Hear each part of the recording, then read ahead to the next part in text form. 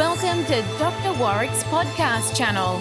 Warrick is a practicing cardiologist and author with a passion for improving care by helping patients understand their heart health through education. Warrick believes educated patients get the best health care. Discover and understand the latest approaches and technology in heart care and how this might apply to you or someone you love.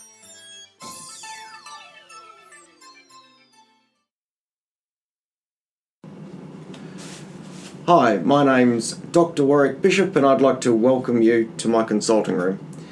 Today I'm going to take the opportunity to record a consultation with a patient, and today's patient is Michael. Michael has agreed to have this consultation recorded. Could I just confirm you're happy with that, Michael? Absolutely.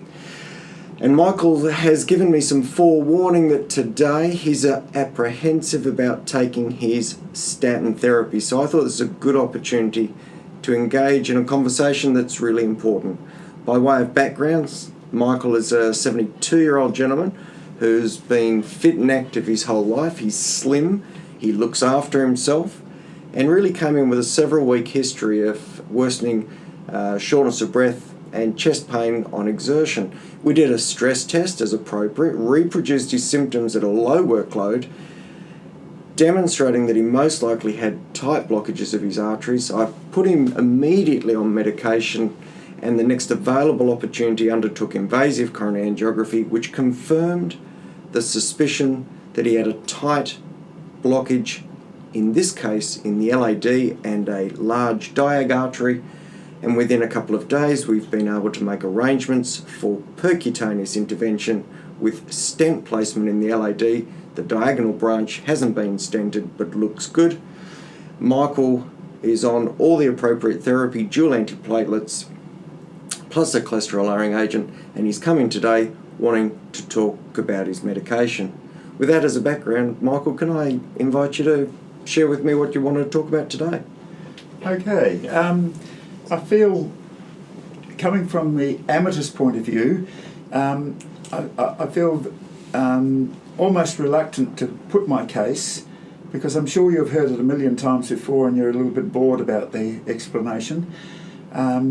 Like many people, I've done a little bit of research on YouTube, on the internet, and even before that, a year ago I was invited by the Menzies Institute to take part in a study on statins, and in order to try and help people of my own age, I thought, fine, I'm pretty fit. I've been doing gym for 4 years. I've lowered my weight to a good level, and I do a no-carb diet. So I thought this would be interesting to see how I go. Then, as a preliminary to getting into the study, I thought I'll do a bit of research on the internet, and I was horrified to learn what I did about statins. So that's when I had my heart problems last week.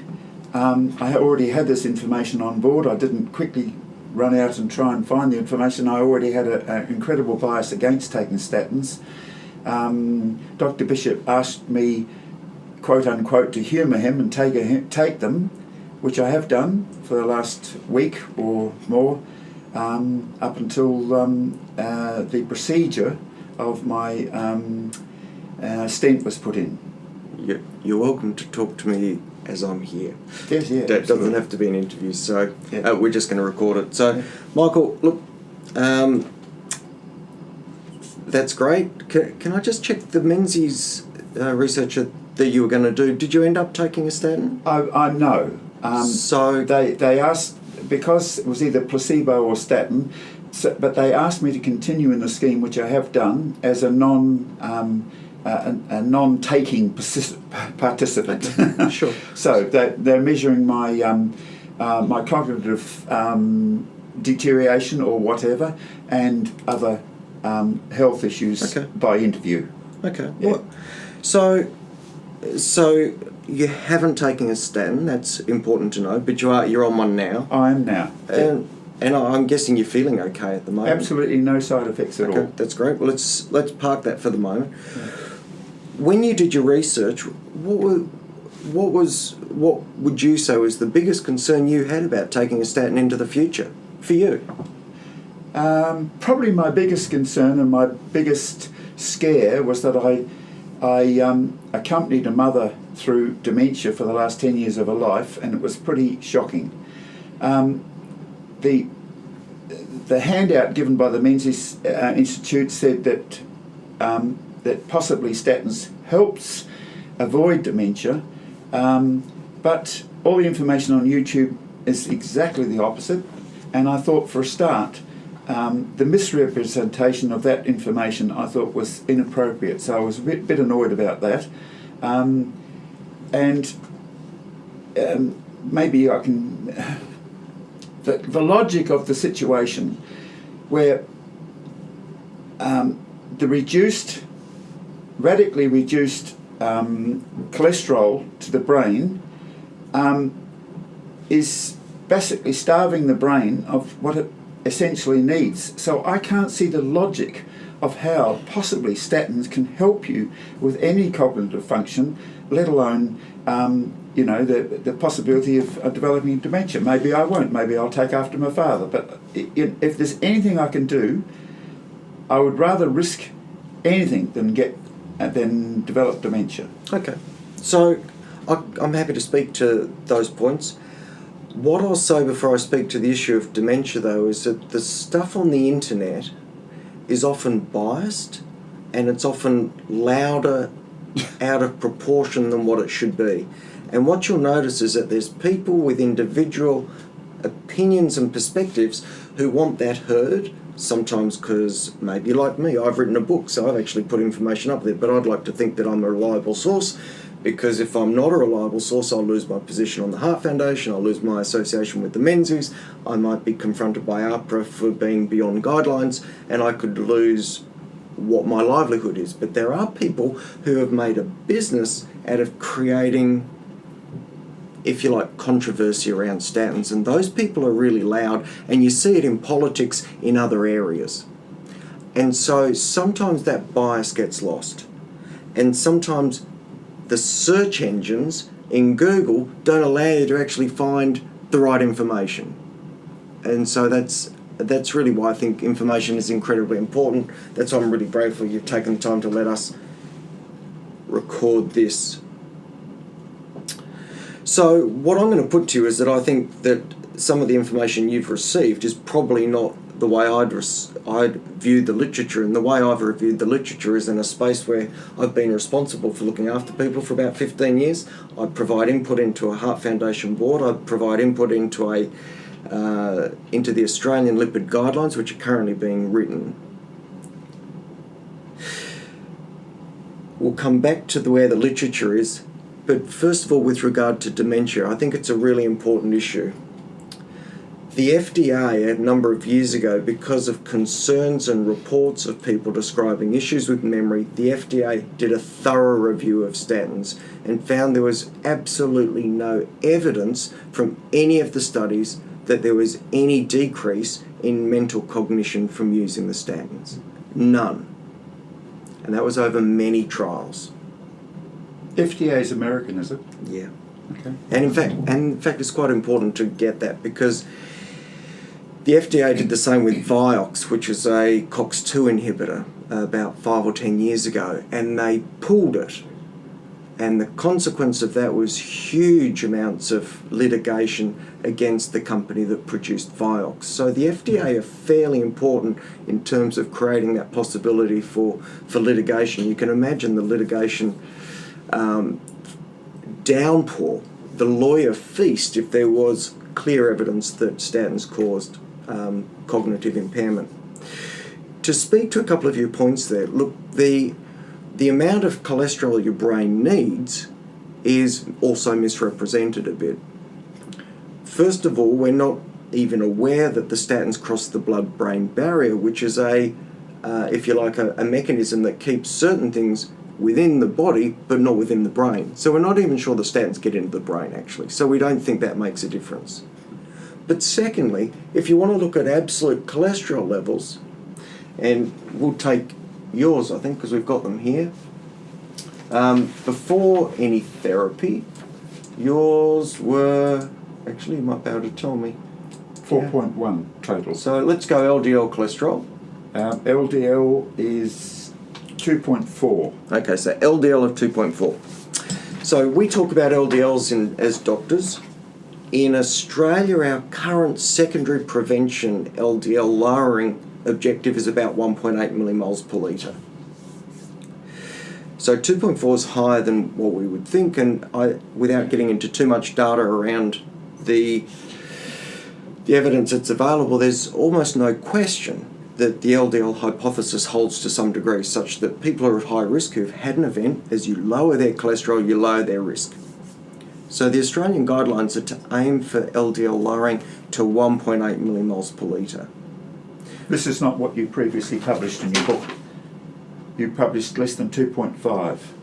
It would be, well, the guidelines change actually. And Okay. They keep lowering the goalposts to be able to sell more drugs. Okay. Well, it's based on it's actually based on the research, and so the research has just shown us with the new lipid-lowering agents, what we call the PCSK9 inhibitors, that we can get cholesterol levels down to 0.6 and 0.7 millimoles per litre, which is a fraction of where you are, nearly 3 to 4 times lower than where yours is, and still demonstrate benefit for individuals with a high likelihood of plaque regression. Now, a reasonable question that you alluded to is how low is too low? Well, it's a really important statistical figure to realise that at the time you're born, your average LDL cholesterol is 0.6 or 0.7. And so at the very time that you are probably most metabolic, you're growing the fastest, your brain is the most active, your LDL is 0.6. And so on standard statin therapy, we're getting nowhere down near that. Okay. Good point. So the chance of LDL lowering affecting your brain in that mechanism seems unlikely. It seems unlikely. I can't. You can never be 100% medicine. I would be a prick if I was arrogant enough to say that's absolute, but it seems very unlikely.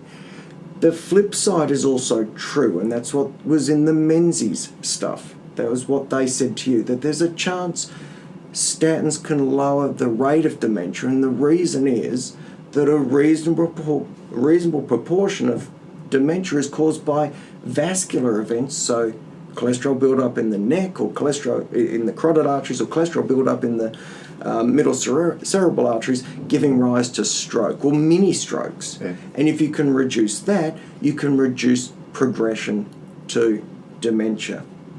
I think it's really important that you also get an overview of how people have side effects to different medications. There is no question that you can have idiopathic responses. So I do have patients who swear blind that when they start taking a statin, they can no longer do the crossword or the Sudoku. No question. That, however, is not replicated across other patients, and it's not a dose-related phenomenon. Yeah. I have to accept that they have an idiosyncratic response to that. I don't have an issue with that, and we try to find a way to work around it based on their need to take something to lower cholesterol. We also get people who have allergic responses. That's like someone taking peanut butter and swelling up. So that's unpredictable. We also get recognised complications, and for statins, one is at an incidence of about 1 in 70,000, a rhabdomyolysis, and that means that the muscles literally melt down secondary to the HMG-CoA reductase inhibitor. This is a scary and a dangerous situation. It is a medical emergency, but it's incredibly uncommon. And then another recognised side effect is really people with aches and pains, and that is a much harder thing to tease out. At the end of the day, and you'll see this in my book, you'll see it on my website, at the end of the day, I think there's a couple of things that we need to agree on. And if we don't agree on those, then we're buggered. The first is,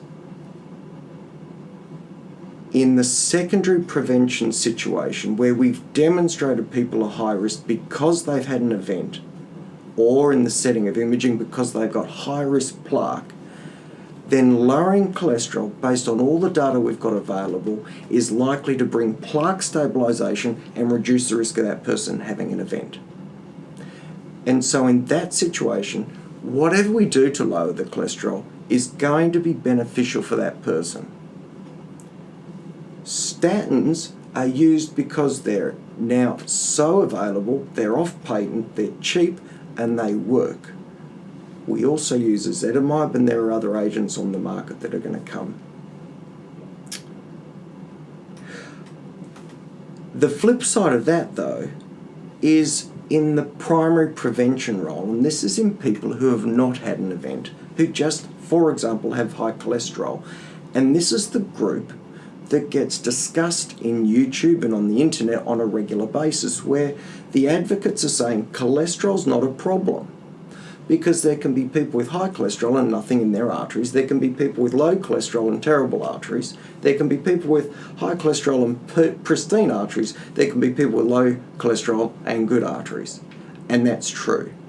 Because of its own, cholesterol as a predictor, before we know someone's got high risk, is not a very reliable predictor. So I'm not even an advocate of giving people statins just because of a number on their lipid profile. I want to know what's going on with them. It's really important to tease those out. In your situation at the moment, Michael, you're a secondary prevention. If you'd come to me and said, I want to know what my risk is, based on you reading my book, I'd say, well, a really good way to do that is to do an image of your heart. If you had nothing in your arteries, I'd say, well, I don't think you need to be on a cholesterol lowering agent regardless if your cholesterol level right at the moment, or we wouldn't make a strong advocacy for that because the risk benefit wouldn't be in favour.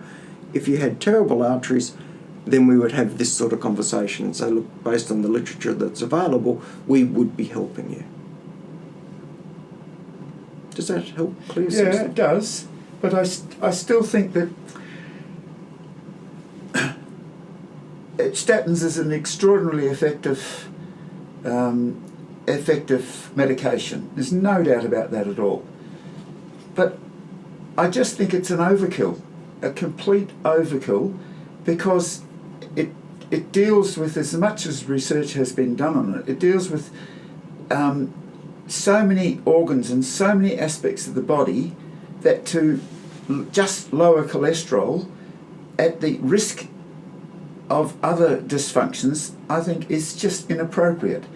So for that reason, I'm prepared to risk having a shorter life, considerably shorter life, and have another event, as you call it, than risk side effects, possible side effects that maybe you aren't even quite aware of. I think the drug industry in America, okay, you've pointed out that FDA, as an example, in past examples with different drugs, put themselves in a very vulnerable position to do what they thought was right. But I still think that the industry is so huge that I am very sceptical about its integrity. Lipitor is made by a company which... I'll hold you there, because I've obviously got other people and we can't go into the integrity of pharmaceutical industry on this conversation because it's too far. What I can say is I know many guys who are lead researchers in the space of lipid lowering. I personally know them. Yeah. I sit and have dinner with them. I go skiing with them. I meet them at meetings because we share that interest, and I happen to be invited to some of the meetings that they get to go to. I know that these people have a high degree of academic integrity, and I know that these people are cautious and careful with regard to what they present in terms of what we can see. We can never know everything. The issue of influence of the drug companies, different story altogether. I'm not entirely comfortable with that. but it's the world we live in. Yeah, absolutely. There's no question. Yeah. So the nice thing about the statins at the moment is they're all generic, but let's put the drug industry to one side. Your biggest concern was function within the body by lowering LDL cholesterol. When you look at it in detail, there's really very little that's affected. LDL cholesterol, if you like, is a byproduct of our metabolism anyway, and so lowering it is just getting rid of really a toxic end product. If your concern is about cellular wall construction, then I've already indicated that at the time you were growing your very fastest, your cholesterol was much, much lower. So 0.6 millimoles per litre, I just want to get you below 1.8. So I don't think we don't think that there's going to be any problems with cellular growth or construction, and that's sort of been borne out really in trials.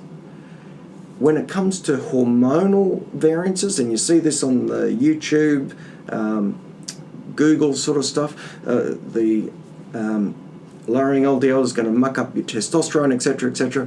Well, LDL is not what the steroid hormones are produced from. They're produced from HDL, and HDL is barely affected by statins. So we don't have any good evidence that that's the case either.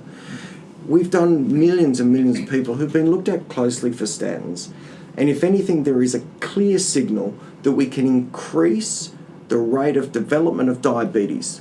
Absolutely no question, but they're in people who are susceptible to becoming diabetic anyway, and so we bring that forward a little bit. That data has been closely looked at as well, and without doubt, in those individuals who are high risk, that acceleration of the development of diabetes, which can be treated, by the way, and they were going to get it anyway, is offset by the benefit of the agent. Now, at the end of the day, I can't make you take anything. That's not my role. But I can advise you what I think is best, and I really don't like the idea of people dying on my watch. It doesn't suit. So I can't make you do this, but I can tell you, I think I could answer every one of your concerns. You're feeling well at the moment on the medication. My suggestion would be you stick on it for now, and I'm very happy in a month or two or whatever to have this conversation again, because I just don't want to see you have an event that could be avoided through lack of me giving you the information you need to make the best decision. Because you formulated your decision so far of stuff that has really been unfiltered. It's actually the very stuff that's led me to start to do these podcasts and do my website and create the Healthy Heart Network, because that misinformation is leading to poor outcomes for people. And the really disappointing thing is not only are people getting poor outcomes, but most doctors don't actually know the whole story. I would like to think I'm across all of that just because it happens to be my area of interest. So I think I really am incredibly grateful you came in and said, look, you don't want to take the tablet, I want to talk about it, because I've had people who come off their agents and they turn up in A&E with chest pain, and it's a much easier conversation because then they take it subsequently, but that's running an unacceptable risk in my opinion. I'm going to have to wrap it up there in the interest of time. Thank you very much for the discussion. Can I just confirm you're happy for me to put this up on my podcast? Absolutely. If it's useful for someone, absolutely. Yeah. Michael, I really do appreciate you. You've been listening to Warrick Bishop and a patient. Michael, thank you for joining us on this podcast, and I really hope you've got something positive from it. Goodbye for now. You have been listening to another podcast from Dr. Warrick. Visit his website at drwarrickbishop.com for the latest news on heart disease. If you love this podcast, feel free to leave us a review.